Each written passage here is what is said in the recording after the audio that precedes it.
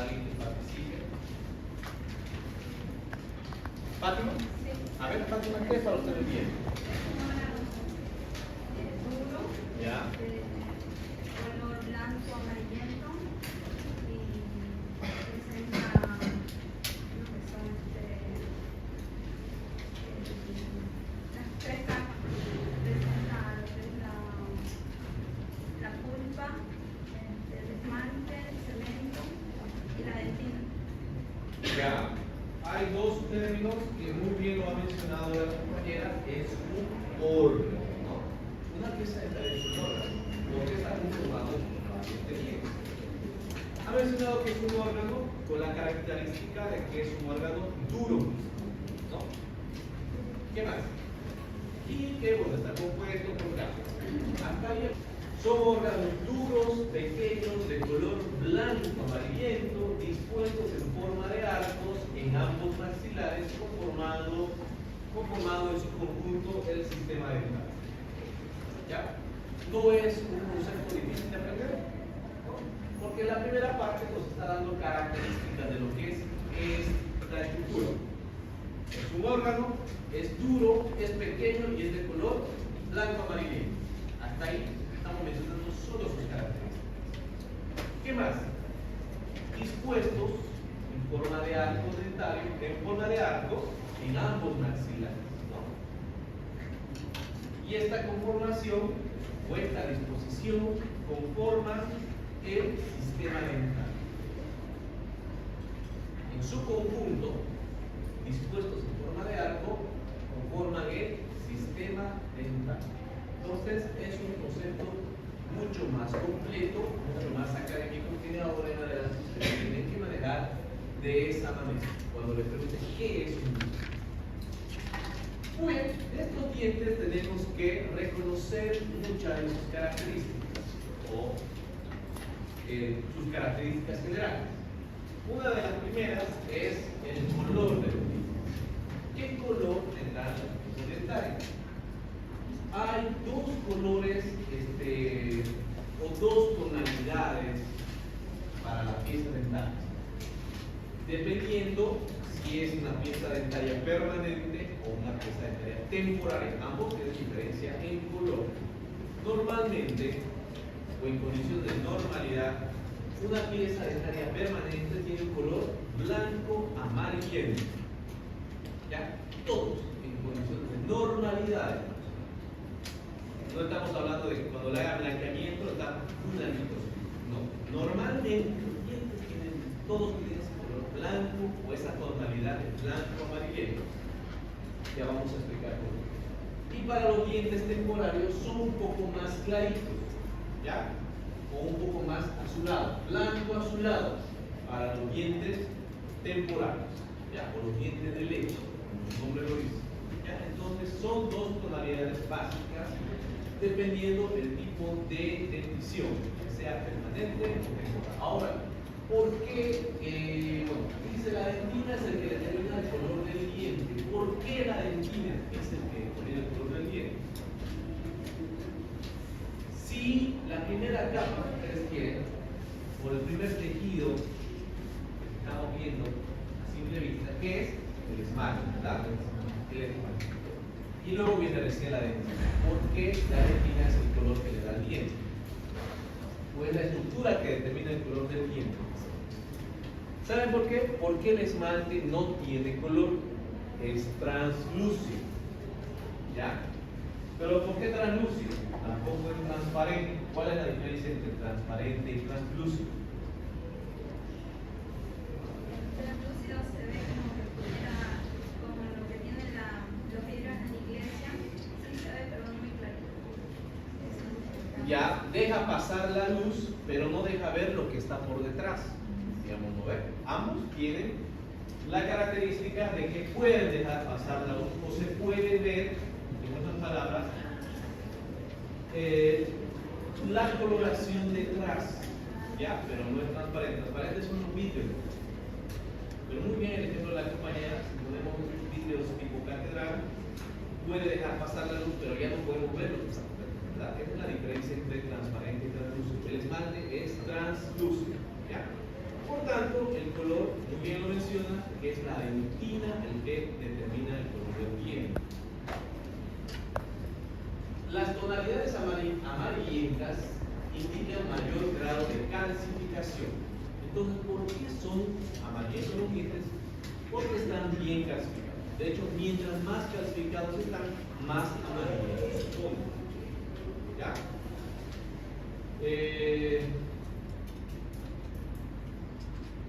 Dientes del sexo femenino suelen ser un poco más blanquecinos. Así menciona la teoría, dice que tonalidades más claras corresponden al del sexo femenino. Diferencias de tonalidad en el mismo diente in situ. Eso no quiere decir que no toda la pieza dentaria tiene el mismo color o tiene la misma tonalidad in situ, es decir, en su posición en los huesos maxilares. ¿Cómo vamos a ver eso? Por ejemplo, en la siguiente imagen. Mire las características ópticas de una pieza dentaria natural. ¿Será que lo que está acá, este sector acá, es el mismo color que está acá? No, ¿verdad? Así son los dientes. Por eso dice, hay un cambio de tonalidades en la pieza dentaria in situ. ¿Por qué? Especialmente los incisivos, que se nota más esta característica. ¿Por qué? Porque en esta zona, que son las zonas cervicales, se denominan zona cervical, o el tercio cervical de la corona del diente, y una porción del tercio medio está compuesto por esmalte y dentina, o el grosor del diente es más considerable. No se olviden que tiene forma de una cuña, si quieren. Es más delgado en incisal esta porción y más grueso en cervical. Viene así. Entonces, por el grosor o el espesor de la pieza dentaria, principalmente por lo que está conformado, también por mayor grosor de esmalte y sobre todo de dentina, hace que se noten tonalidades un poco más oscuras en cervical y en tercio medio. Como notan acá, el esmalte ya es aquí el esmalte, porque el tercio incisal está compuesto principalmente por esmalte, por tanto se ve más translúcido. Así se ve un diente natural. ¿Qué más? A ver, dice fenómenos de refracción y difusión de la luz. Igual, vamos a tomar este mismo ejemplo. Gracias a esa característica óptica de refracción y difusión de la luz, miren esta porción que les voy a demarcar. ¿Cómo se nota esa porción que se nota? Más blanco, más brillante. Ahí su nombre lo dice. Esto lo que les he marcado no es un tipo de pigmentación, es el brillo natural de los dientes. El brillo al momento en el que choca o refracta la luz. Son fenómenos ópticos. ¿Ya? Este es el brillo natural de la pieza dentaria, lo cual lo hace ver más blanco, más brillante, porque la superficie de las piezas dentarias son bien lisas y pulidas. No son superficies ásperas o rugosas. Y eso es muy importante cuando ustedes hagan una restauración en los incisivos. Si ustedes no pulen su resina, ¿ya? Se va a ver como una superficie más áspera y se va a ver como una superficie más mate. ¿Saben lo que es mate, verdad? Sin brillo. Y es porque la luz llega y se refracta en varias direcciones. Por tanto, no hay esa sensación de brillo. Como cuando choca una superficie bien lisa y pulida, chocan y se refractan en una sola dirección. Eso es un fenómeno óptico muy característico de las piezas dentarias. ¿Ya? Entonces lo hace ver más blanco, más brillante, por la superficie de la pieza dentaria. ¿Qué más? Posición en el arco dental. Hace que las piezas dentarias del sector anterior se vean un poco más claros que las piezas dentarias del sector posterior, por su posición. Los incisivos reciben más luz, si ustedes quieren, ¿no? Y los de atrás ya menos luz y se ven algo más oscuros. Volvemos a nuestro ejemplo, no sé si aquí se logra notar. Por ejemplo, ¿no? Miren, mucho más blanco, los dientes de adelante, eso quiere decir su posición, y más oscuros los dientes de atrás, que no llega a tanta luz. Pero no es que haya una diferencia en el diente medio, en la pieza dentaria en sí, sino ante todo por la ubicación y la forma en la que ilumina esa zona de la pieza dentaria. Hay una diferencia de tonalidad. Y finalmente, por las modificaciones del color del diente por causas, ahora estamos hablando ya de causas patológicas. Hay algunas alteraciones que pueden provocar que el diente tenga cierta pigmentación o adquiera cierto color. Esto tiene mucho que ver con, por ejemplo, algunos hábitos de la persona. Son completamente provocados por el alto contenido de colorante en algunas bebidas. Por ejemplo, el café. Si algunas personas toman mucho café, sus dientes dentales se van a llegar a pigmentar, se van a ver más oscuros. Las gaseosas, que tienen altísimo colorante, como Coca-Cola, igual, en cantidades exageradas pueden lograr cambiar la tonalidad del color. Pacientes fumatéricos también les cambia la nicotina presente en el cigarrillo, cambia el color de la pieza. ¿Aquí hay fumatérico que fuma? A ver, levanten la mano. Bueno, entonces son hábitos que alteran el color natural de los dientes. Miren, vamos a ver acá hay lo que les decía, un ejemplo de cómo los dientes, miren, su posición se ve más oscura en los tercios cervicales y más claro en los tercios incisales. Manchas por tetraciclina. La tetraciclina es un antibiótico de amplio espectro usado para infecciones muy graves. Pacientes sometidos a tiempos prolongados de tetraciclina, este medicamento tiene pigmentos que se van a depositar sobre el tejido duro, huesos y dientes. Pero como los huesos no podemos ver, si los dientes piden la coloración que adquieren las manchas por tetraciclina. ¿Ya? Algunas manchas más externas,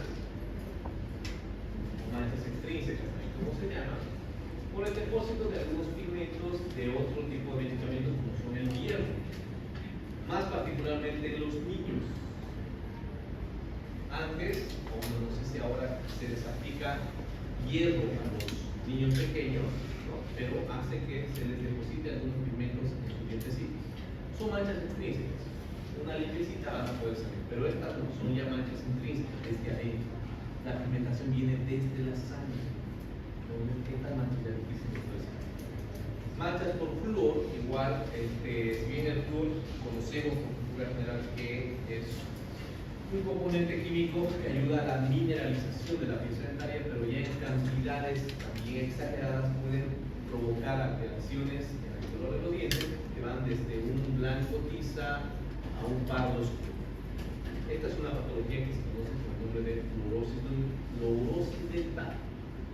Y esta característica de los dientes se conoce como dientes veteados.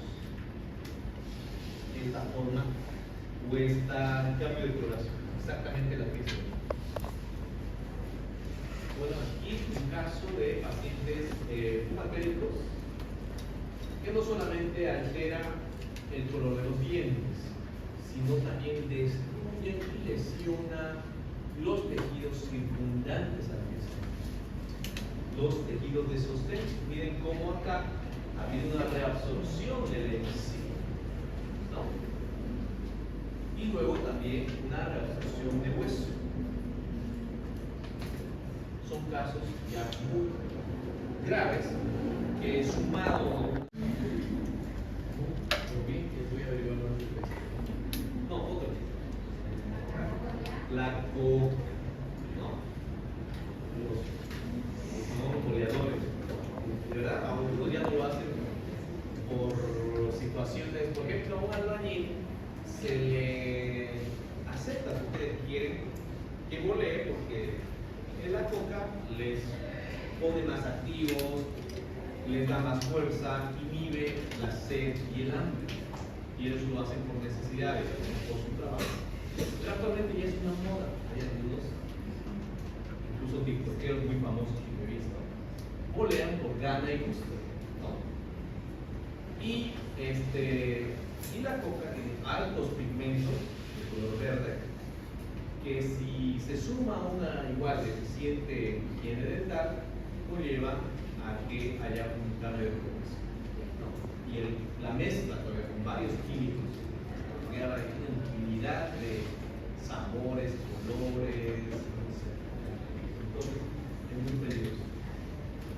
Si ustedes ven los dientes de un conductor de micro, por ejemplo, van a ver, porque ellos también, o de un taxista, de un trabajo de noche, van a ver cómo es una pigmentación mucho más oscura, justamente por eso, porque le meten coca, le meten cigarro, mezclan con bicarbonato, muchas cosas. Y va a haber alguna repercusión. Los que sí se lavan los dientes, tal vez mínimo, pero sí va a haber algún cambio de coloración. Un cambio de coloración o una alteración del color de los dientes. Ya. Entonces, con todo esto del color, llegamos a las siguientes conclusiones. Los factores que influyen en el color de los dientes son el grado de calcificación del esmalte, grosor y calidad.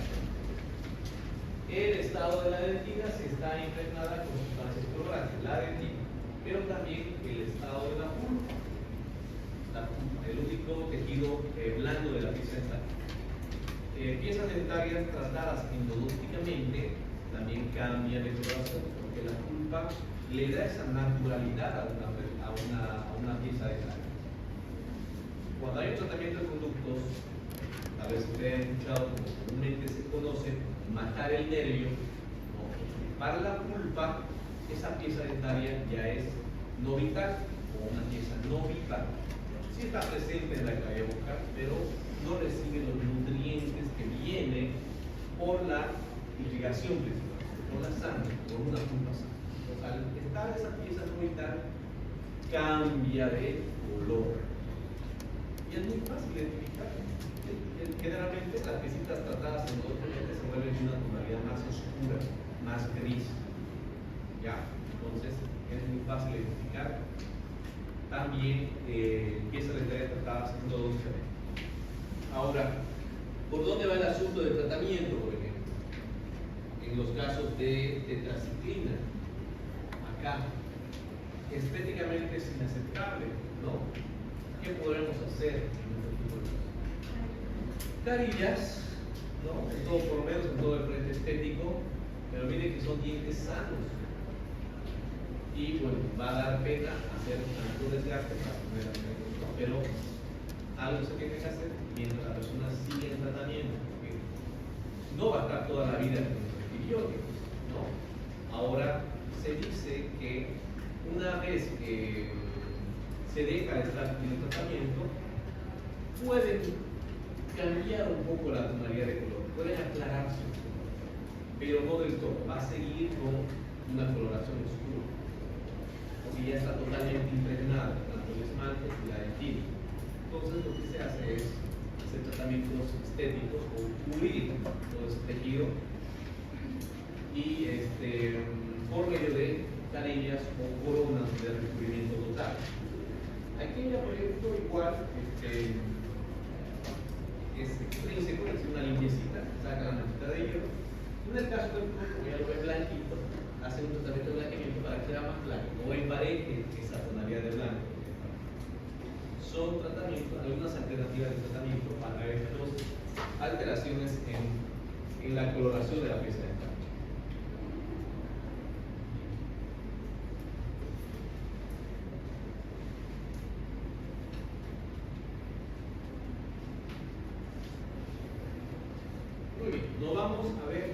forma de los dientes. ¿Qué forma tiene la pieza dental?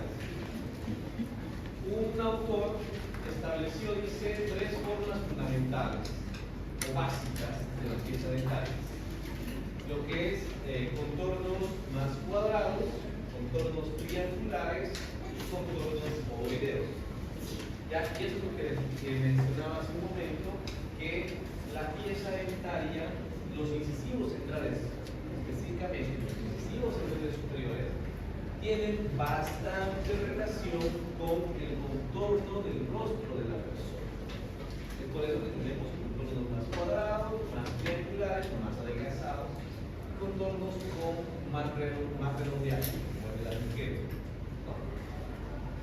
Hay una relación de forma de los dientes anteriores y posteriores. Dicen, los dientes anteriores, si son más alargados o hay un predominio de la longitud vertical, igual tenemos premolares y molares con cúspides altas, ¿ya? O más agudas o más notorias.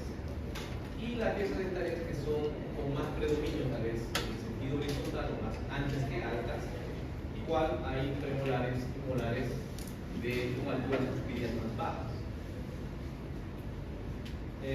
Los técnicos, los protecistas dentales, para describir la forma de los dientes,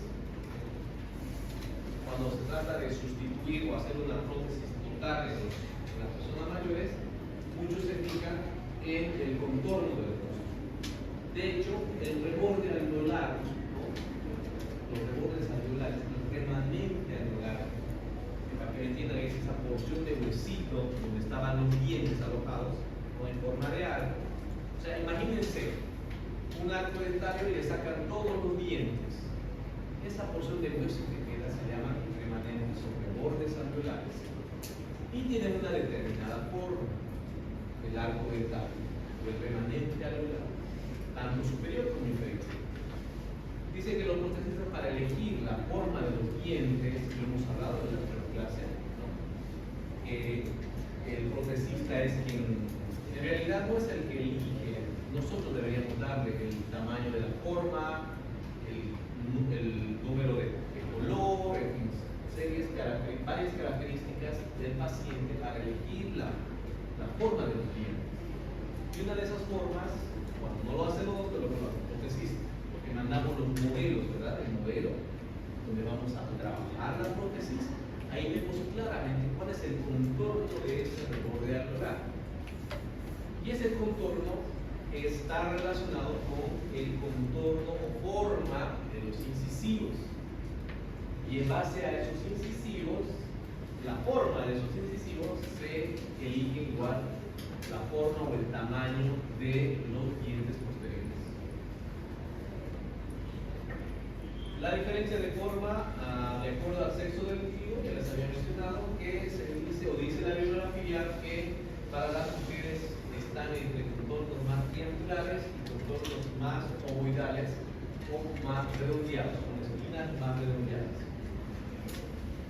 Y alteración de formas dentales. Igual, estamos hablando dentro de los parámetros de la normalidad, en todo lo que está acá adelante. Pero si ya hay alguna alteración, ¿cómo se puede alterar la forma de los dientes? Procesos patológicos, ¿no? Lesiones o patologías que producen destrucción del tejido duro, las caries dentales, que obviamente altera la forma de, por más de que ustedes lo reconstruyan, por ahí y no se reconstruye como un diente natural. Hay algún tipo de deformación, no es igual que un diente. Toda la forma se altera. Peor si no lo reconstruyen de la manera, toda la forma se ve alterada. Hace que los dientes se vean más cuadrados, más largos, y las reconstrucciones altera la forma del diente. Hablando sobre el tamaño de los dientes. El tamaño de los dientes está de acuerdo con las características del sujeto portador. ¿Eso qué quiere decir? Que aquellas personas que son más robustas, un complejo corporal más robusto, tienen también dientes grandes dentro del ámbito de los demás. O también lo contrario, personas más pequeñas con dientes más pequeños.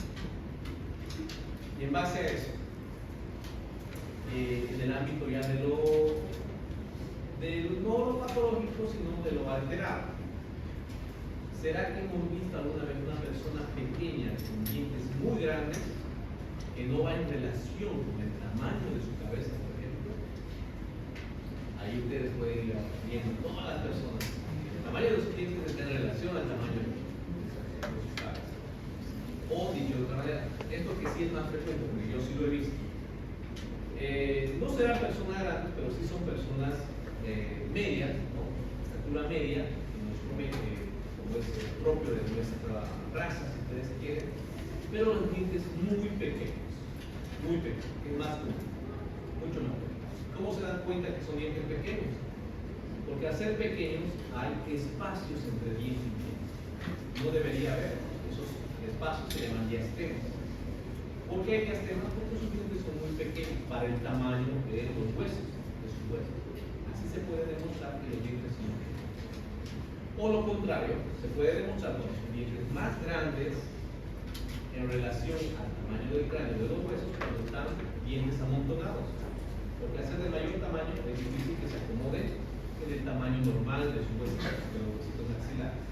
Ya, estos son formas para determinar si el tamaño de los dientes está de acuerdo al desarrollo craneofacial. Tamaño de los dientes de acuerdo al sexo. Se menciona y se dice que los hombres tenemos más dientes mucho más grandes, mucho más rústicos. Las mujeres que son más redondeadas y hasta más delicadas.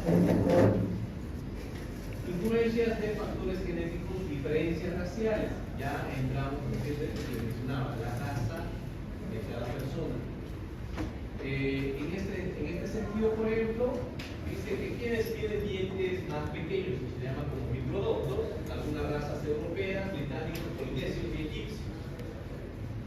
Mesodontos son los que están más en relación, la cabeza con el tamaño de los dientes, como los chinos, indoamericanos, malayos y raza negra.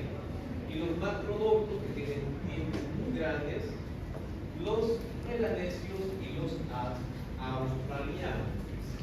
¿Nosotros en cuál estaríamos? Acá, somos mesodontos, indoamericanos. No hay mucha discrepancia en el tamaño de nosotros y el desarrollo de nuestros cráneos y el tamaño de los dientes. Relación de normalidad en el tamaño de los dientes del mismo grupo etario. Relación de normalidad. Estamos hablando en cuestiones, dice, del mismo grupo etario. Es normal que un incisivo central es más grande que un incisivo lateral en condiciones de normalidad. No puede haber un lateral más grande que un central. No puede haber. ¿Ya? O incisivos inferiores más grandes que los incisivos superiores. Los superiores, estamos hablando de esa relación de normalidad en el mismo grupo de etapas. ¿Cuáles son más grandes? ¿Los caninos superiores o los caninos inferiores? Los caninos superiores, con algo más grande que los caninos. Igual, no puede haber, en condiciones de normalidad, un canino superior más grande que un canino superior. Las dimensiones dentarias guardan relación proporcional con medidas craniofaciales, que es lo que ya hemos hablado. ¿Ya?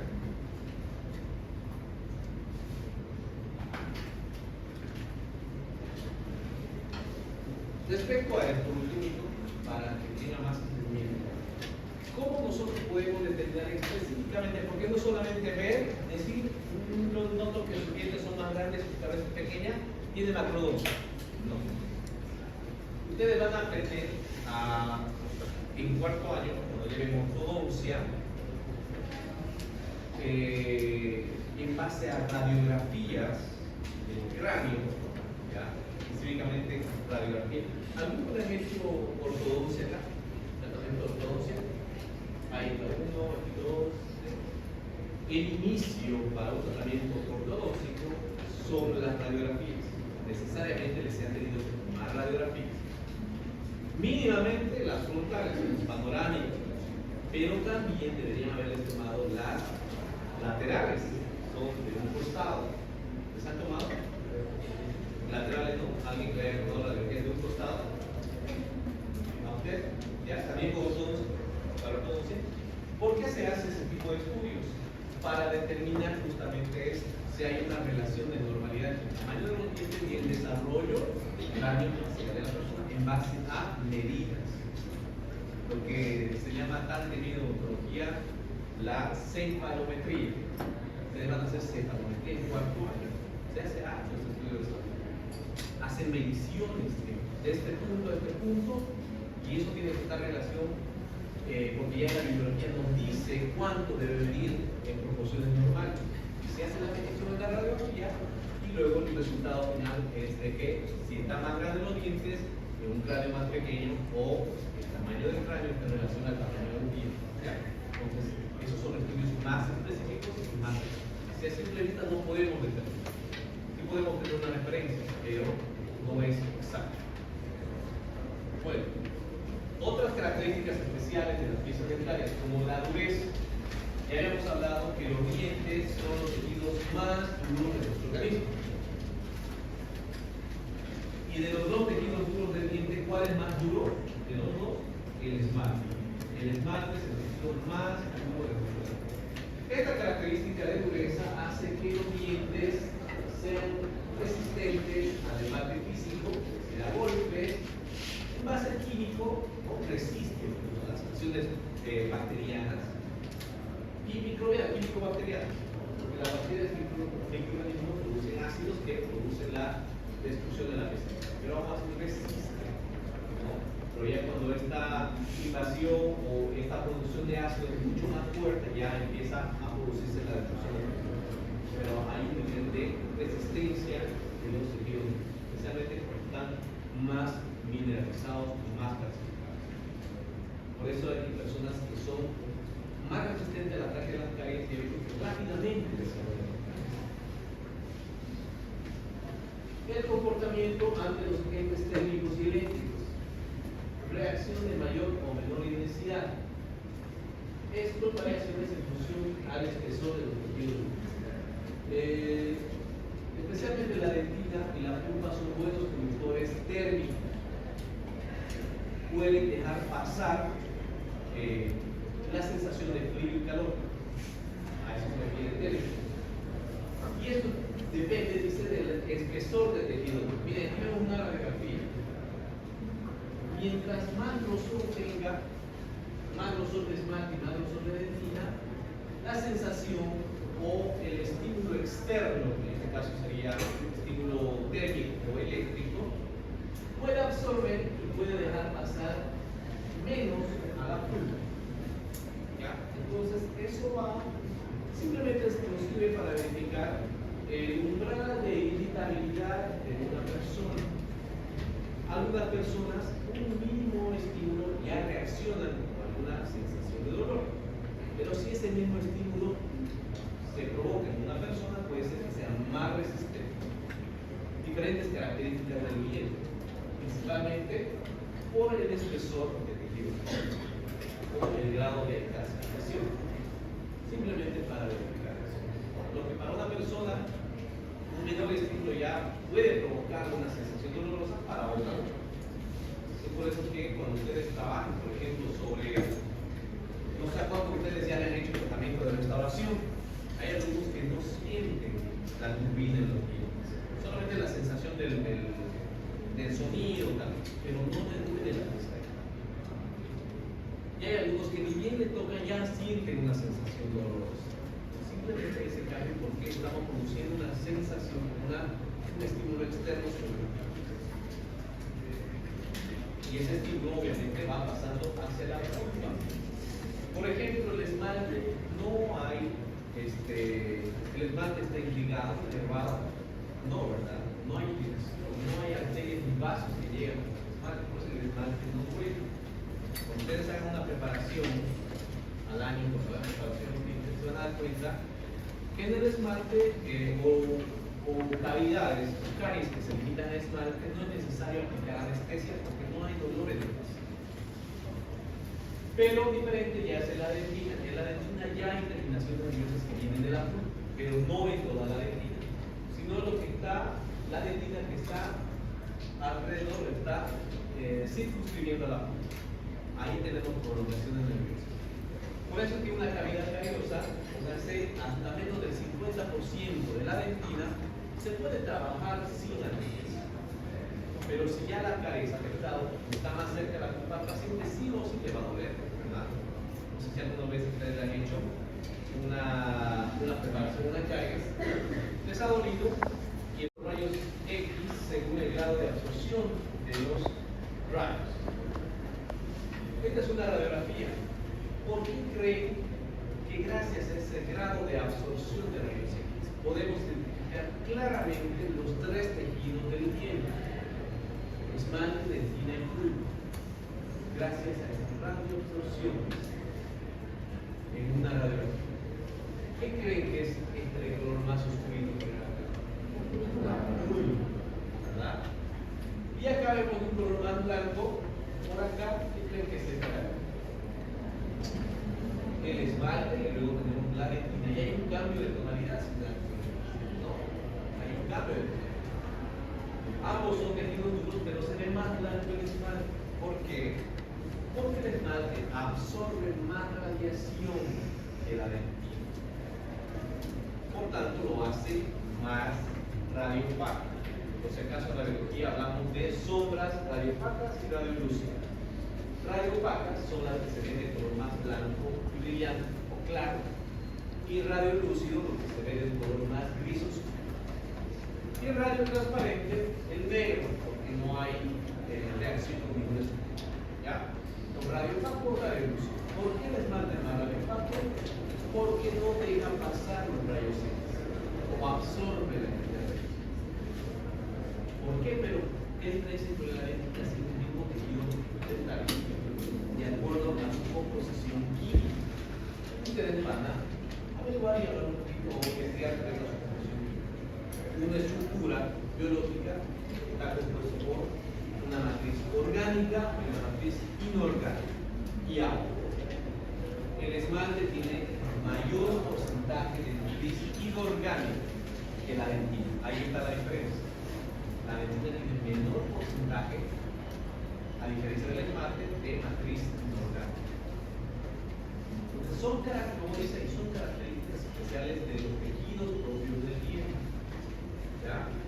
La capacidad de absorción. Ustedes se pueden imaginar, por ejemplo, gracias a esta capacidad podemos en una radiografía identificar qué es esmalte, dentina y pulpa, hueso, periodonto. Estas características especiales permiten hacer ese tipo de estudios. Y así de facilito hemos terminado el tema número 2.